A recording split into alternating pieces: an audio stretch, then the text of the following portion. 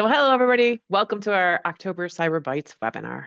We're thrilled to have you with us. My name is Liz Syka, and I'll be your host today. I'm joined by our very own David Frier, Senior Cybersecurity Program Manager here at Sedara. David has an extensive experience helping organizations design, implement, and mature their cybersecurity programs. He specializes in governance, compliance, and operational strategy, ensuring that businesses not only meet their industry standards, but also build practical, sustainable security practices. Today, he's diving into a topic that touches every corner of cybersecurity: passwords. David's session, A Password Policy, a history of getting it wrong and how to do it right in 2025, will unpack how password requirements have evolved over time, where organizations go wrong, and what modern and effective password strategies look like today. Here's how today's session will flow. David will present for about 28-ish minutes, followed by a live Q&A, where you can submit your questions anytime using the Q&A panel. If you run into technical difficulties, please send us a message in the chat. And don't worry, the session will be recorded, and we'll share the recording with you afterwards. All right, let's get started. David, the floor is yours. Thanks, Liz. Hello, everyone. Today, I want to talk about one of the biggest mistakes in cybersecurity history and how many organizations are still making it. By the end of this presentation, you'll understand why your password policy is probably making you less secure and what you can do about it. So this is where we are. 22% of breaches still involve stolen credentials. It's the single biggest cause among a bunch of causes of breaches. 23 million accounts use our little friend 123456 as a password. This is based on the NCSC in the UK doing an analysis of the Have I Been Pwned database. The cost to reset a password via help desk, human mediated, averages about $70. And for the FTSE 100, the London Stock Exchange 100 biggest companies, that's $1.7 billion annually. So let's go back to the very beginning. In 1961, a fellow by the name of Fernando Corbato introduced the first computer passwords. It was at MIT, and it was for a mainframe-based system called compatible time sharing. They finally had multiple users at a time of one computer, and they needed to isolate private areas for users to be able to keep their own data. The concept was really simple. We just want to authenticate that a user is who they're claiming to be to protect their private data. There were no complexity requirements. There were no expiration dates. Through the middle of the 1990s, passwords were in this same kind of age of innocence, I guess you could call it.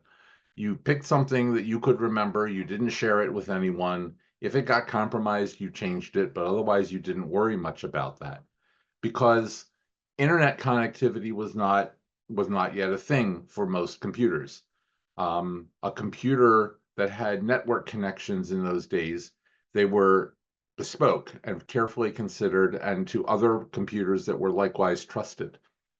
So it was difficult for a bad actor to get in and mount a password attack. The threat landscape was completely different from what we have today, when by default, your computer is connected to a mesh of several billion other computers. In the late 1990s, the internet came along.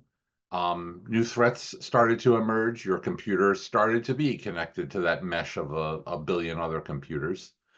It was much easier for bad actors to gain access to try passwords against your computer's authentication. Brute force attacks, dictionary attacks, databases of passwords were stolen, the hashes cracked, and then those passwords were all tried. More and more services came online via the internet, and you started to need more passwords. So everybody, instead of having a couple of passwords for the two different computers that they used, suddenly had dozens or hundreds even of passwords. I know my own password manager, last I checked, had 470 some items in it. So in 2003, and you might say that's a little slow, but for a government agency, it's about what you'd expect. NIST started to get involved. A fellow by the name of Bill Burr, who was a middle manager at NIST, was asked to create password guidelines. It was published in SP 800-63 as Appendix A. His research sources for what kind of requirements he should place on passwords were thin. A 1980s white paper, some common sense assumptions, not a heck of a lot of empirical data of, how people use passwords or what kinds of passwords exist. But for good or ill, 2003, Bill comes up with the rules that look familiar to many of you to this day. The minimum of 8 characters, got to have an uppercase letter, got to have a lowercase letter, got to have numbers, got to have special characters, got to have Disney characters. Oh, wait, that wasn't in there. Never mind. You got to change your passwords every 90 days so that they stay, fresh and are somehow less crackable because they were changed recently. I never understood how that worked, but can't reuse the last however many passwords. 3 or 5 failed attempts to put in a password, lock the account, therefore, necessitating those help desk calls to reset passwords. These rules came into effect, and we still see these rules in place to this very day. From 2003 to 2017, these were universally adopted. Everybody took them on. Banks, government agencies, healthcare, all kinds of commercial corporations, nonprofits, online services, et cetera, et cetera. I mean, NIST was the gold standard. And the NIST publication that was current for these 14 years said, do this. So people would do this. But the other thing we started to see was that patterns would begin to emerge. So you have somebody whose password is summer 2024, exclamation point, and 90 days tick by, and guess what? Their password is fall 2024, exclamation point, and 90 more days, and winter 2025, exclamation point. So they're actually, really easy to guess passwords once you get the idea of what that person is doing, but it's following the NIST standards, so nobody questions it. So this is what actually happened. Passwords became very predictable. Passwords got reused because there are only so many seasons in the English language. So if people are using the season to tick off their 90-day password change, then they're using pretty much the same passwords. You also got sticky notes on monitors. Password resets are happening all the time. They become the preponderance of calls to the help desk. Again, $70 a pop, that adds up for a big organization. So this was actually worse than anybody had anticipated. If you think back to the old days of Fernando Corbato and the simple password created for CTSS. This became security theater, a Bruce Schneier concept of creating the illusion of security while making actual security worse. What happened is, because of the complexity rules, humans became less able to remember passwords that passed the checks for character composition, but still easy for computer automated methods to crack them. So you have a password like this, TR0UB4DOR&3, having 28 bits of entropy, which is a measure of password strength, versus a password like the 4 words correct horse battery staple having 44 bits of entropy. So it's nearly twice as strong a password as the Troubadour password, but it violates many of those NIST guidelines. There are no uppercase characters. There are no numerals. There are no special characters. There are spaces, which most password interfaces were not accepting. We were fighting the wrong battle trying to get passwords to look more like Troubadour. Let's face it, about a third of you came to this talk hoping to see this image. So I would not disappoint. This was an XKCD cartoon that illustrated this problem. For your historical reference, this was published in August of 2011. So we were still deep in the middle of having to live with these horrible password rules. 2017, everything changed. NIST released revision 3 of the digital identity guidelines. Part B of that guideline document set, 800-63B, is authentication and authorization methodologies.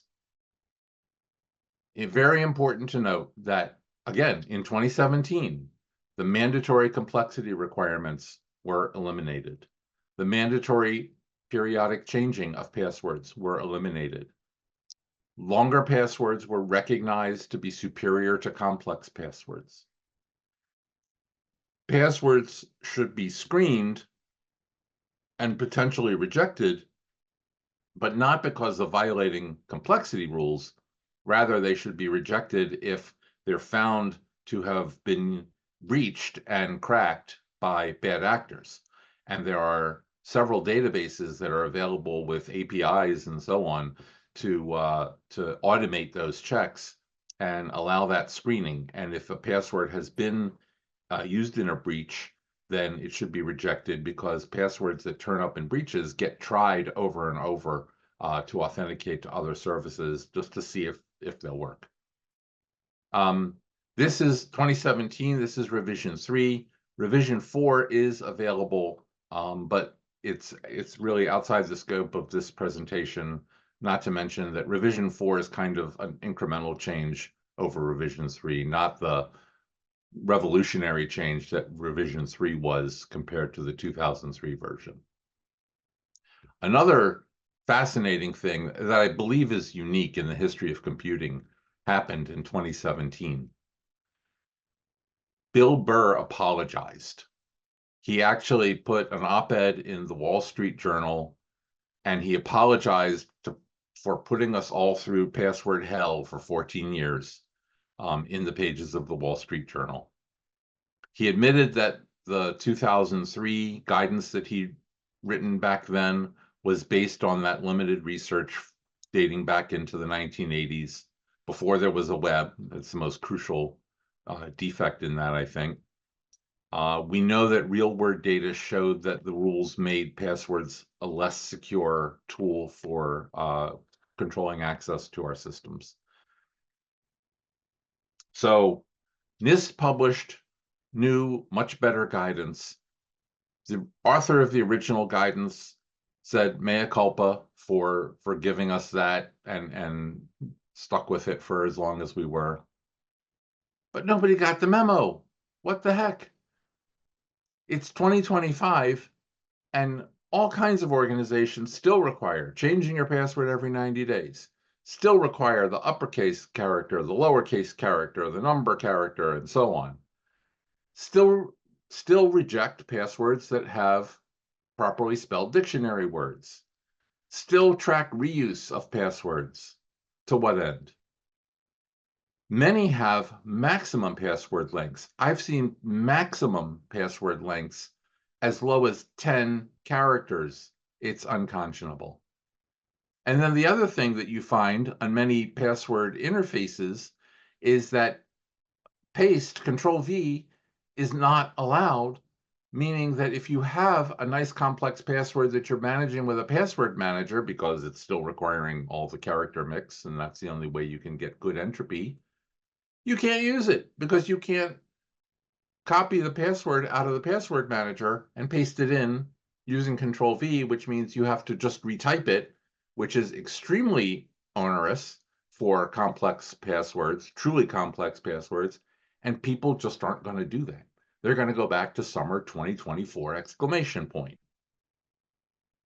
There's a website called dumbpasswordrules.com that you can check out right now, that every day will give you more examples of organizations using these obsoleted password requirements. And you hear all the same things. We've always done it this way, which should just be outlawed speech in computing, but you hear it. People are afraid of change. People see that it would be risky because they've been indoctrinated based on the 2003 version of the rules. There may be legacy systems that are difficult or impossible to update. There may be compliance frameworks that people have to hew to that still haven't updated to reflect this in their talk about password requirements. I have seen these. And, I don't know that nobody reads NIST guidelines, but your CIO is probably not cracking the latest NIST publications. They probably have other things that they're paying attention to. So it's all created a very great inertia that is harming our security. The main thing to take away, I think, from the revision 3 NIST guidelines is length trumps complexity. The NIST guidelines now suggest that if you gotta have a maximum password length, that it be at least 64 characters. If you can go to, 500 characters, so much the better. You should be able to allow anything that's printable. So if I want my password to be "I love coffee on rainy Sunday mornings in Rochester," then you should be able to put that in. There are many password interfaces right now where this password would be rejected because it doesn't have any numerals in it, and it's too long, and it has spaces. Why spaces are not allowed in so many password interfaces is a mystery to me, but it is a fact. This password, "I love coffee on rainy Sunday mornings in Rochester," is way more secure and way easier to remember. So you're not going to be motivated to write it down on a sticky note and put it on your monitor. The other thing that is a strong suggestion, a requirement in government systems, is that when passwords are being set by users, that they be screened against breach databases. So you can block the common dictionary words if it's just that one word. You can block context-specific passwords. So if it's like, if I work for Sedara and I want to put Sedara in my password, I should probably not be allowed to do that because that is something that an attacker would guess very soon in their process. I should also not be allowed to put David Frier in as part of my password because they know that they're trying against the identity belonging to David Frier. Repeat characters, sequential characters, these are all things that have long been forbidden in passwords, and it's probably okay to continue to forbid those. But things like the "Have I Been Pwned" API that gives you access to literally billions of passwords that have been cracked and appeared in breaches. This should be standard, because if a password has been into the breach database, then if a password is found in the breach database, it's probably being tried in a credential stuffing or password spraying attack by many, many bad actors out there functioning right now. But here we are with all these requirements, and password 123 exclamation point still appears in 2.3 million breaches. So it's time for us to get on board with the current version of 63B. It's time to stop the madness. There should be no mandatory periodic password changes.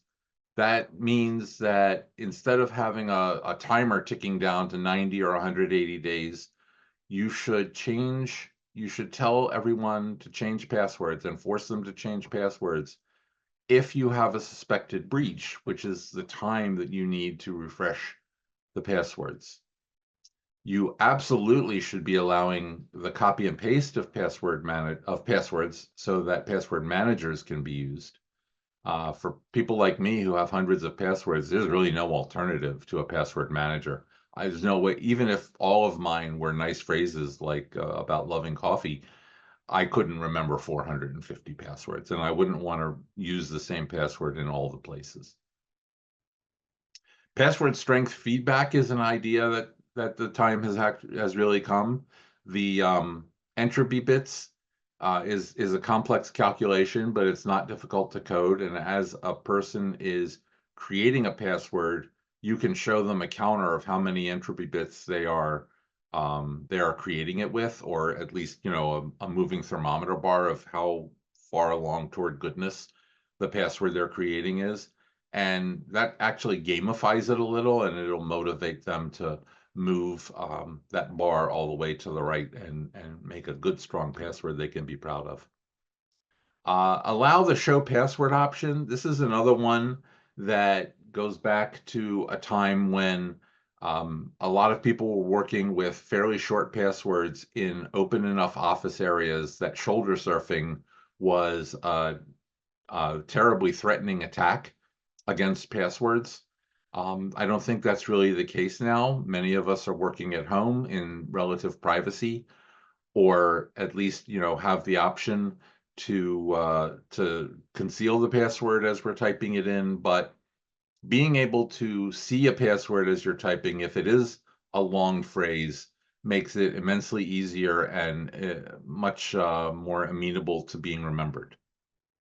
And then the other thing is, when you need to do an automated password reset, get rid of security questions. Security questions are basically passwords that are even worse than the 2003 version of passwords.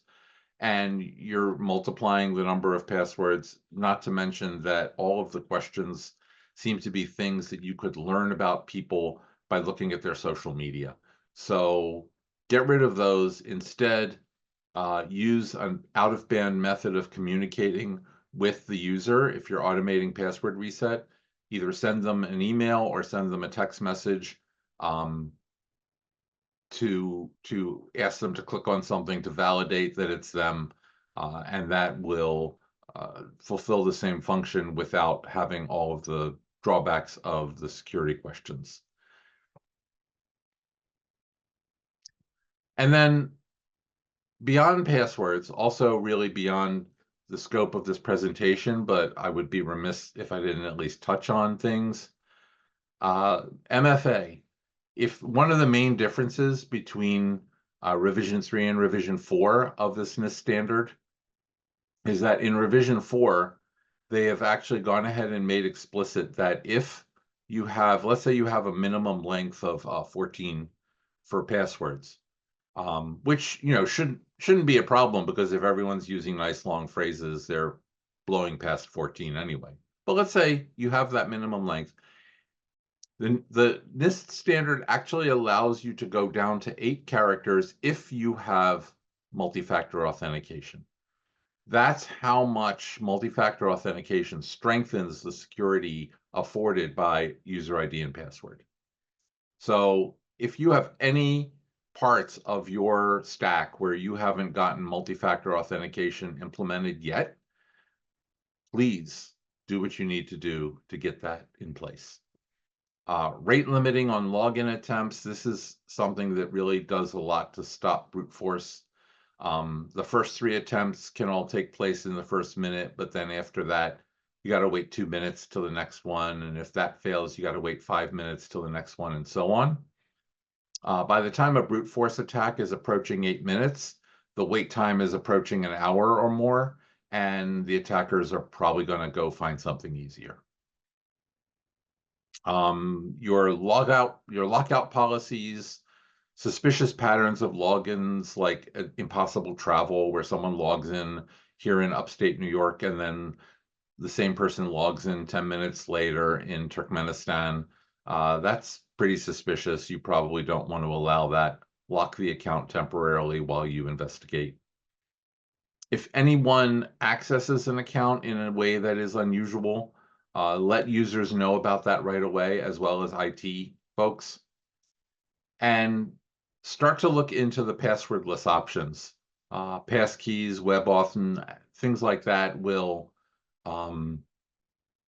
have much superior security, but they are not as easy to implement as simply altering your password composition requirements. The bottom line is the most effective thing you can do quickly is implement MFA. It stops over 99% of automated attacks. So this is the bottom line. Long is better than complex. Unique, because it's long, is better than frequently being changed. MFA is better than mucking around with passwords anyway. And passphrases that are nice and long and meaningful to people are better than passwords that have @ signs and zeros in them to take the place of A's and O's, which, by the way, that exact substitution is also automated by the brute force attack tools. NIST was wrong in 2003. They admitted it. They apologized. They're right now. This change, if you have one of those old-fashioned password policies and you come to the modern one, this will make the users happier because they don't like changing the passwords frequently. They don't like having to come up with passwords that fit all the goofy composition rules. They will actually be able to put passwords down that are meaningful to them, and they will enjoy that more, and you will actually get better security out of pleasing your users. It's not often we folks in the IT security community get to do that. Daily double. So here we are. It's been 8 years since NIST published the version of the standard that fixed the 2003 mistake. Let's not wait any longer to get this implemented. So these are things you can do right now, this week. You can look at your current password policy, and you can schedule a meeting with the IT leadership to what it would take to change it if it's out of step. You can read over NIST 800-63B. It's online. It's free.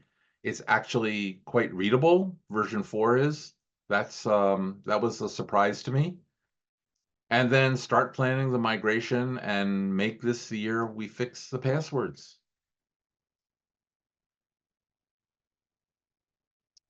So I'm a part of the cybersecurity development program at Sedara.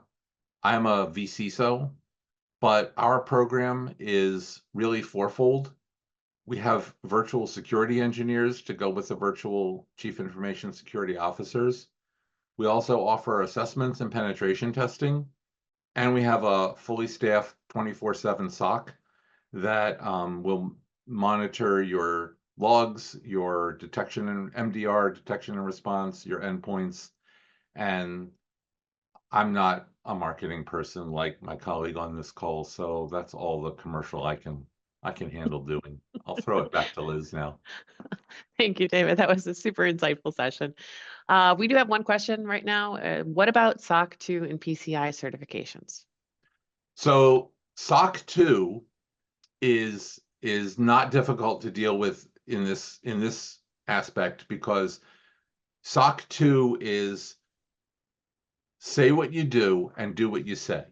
So you need to make sure that your documentation, your policies, and your standards correctly reflect the modern NIST interpretation of how passwords should be constructed, and then that's what you'll be audited on. And so when you're seen to do that, you'll be in good shape.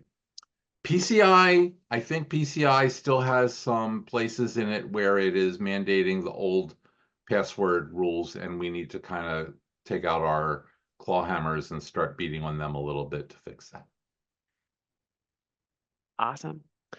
So we are at the bottom of the webinar. So thank you for joining us for this month's Cyber Bytes webinar. We hope you found today's session valuable and insightful, and you'll take away some practical steps to strengthen your password and identity policies. If you haven't already, be sure to register for next week's Cyber Bytes, where we'll continue to dive into actionable strategies to help you stay secure in 2025 and beyond. Until next time, take care. Have a great week. Take care. Bye-bye.